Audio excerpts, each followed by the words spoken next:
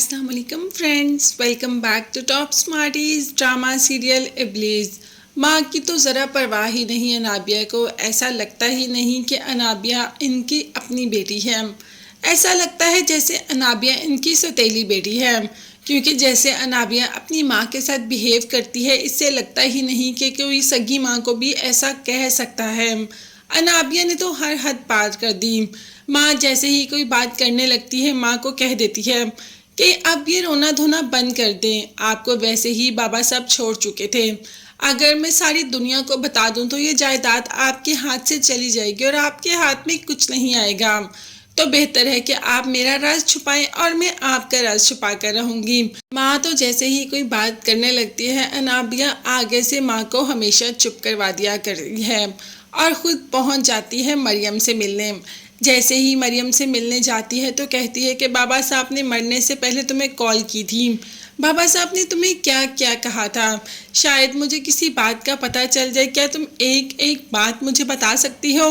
दरअसल अनाबिया के पूछने का मकसद ये था कि बाबा साहब ने कोई ऐसी बात तो नहीं कर दी, यानी कि अपनी छोड़ने वाली बात, आज़ाद करने वाली बात अपनी बीवी को, या मरियम की सच्चाई का पता तो नहीं चल गया बाबा को? ये जानना चाहती थी। तो मरियम ने कह दिया कि ऐसा तो बाबा साहब ने मुझे कुछ भी नहीं कहा, वो बस यही कह रहे थे कि वो मुझसे मिलना चाहते हैं। खैर, अनाबिया वहाँ से चली जाती है और मरियम और उसकी सास खुद परेशान है कि आखिर अनाबिया यहाँ क्यों आई थी, क्योंकि वो जानती हैं कि अनाबिया बिना मकसद कोई काम नहीं करती।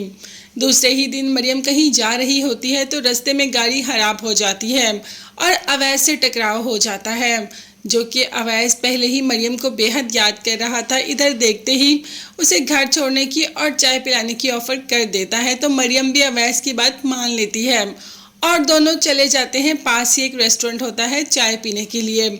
उतनी देर तक ड्राइवर गाड़ी को सही करवा लेगा। अब अवैस तो आपे से बाहर ही हो जाता है और मरियम से कहता है कि हम दोनों दोबारा शादी कर लेते हैं। मैं किसी न किसी तरीके से किसी न किसी मौलवी से सब पता कर लूँगा और हम दोबारा निकाह कर लेते हैं। मैं तुम्हारे बगैर नहीं रह सकता, बहुत मोहब्बत करता हूँ तुमसे। अब ये बातें तो बहुत ही बुरी लग रही थी मरियम को, क्योंकि वो किसी और के निकाह में है और ऐसी बात वो कैसे सुन सकती है और बर्दाश्त कर सकती है।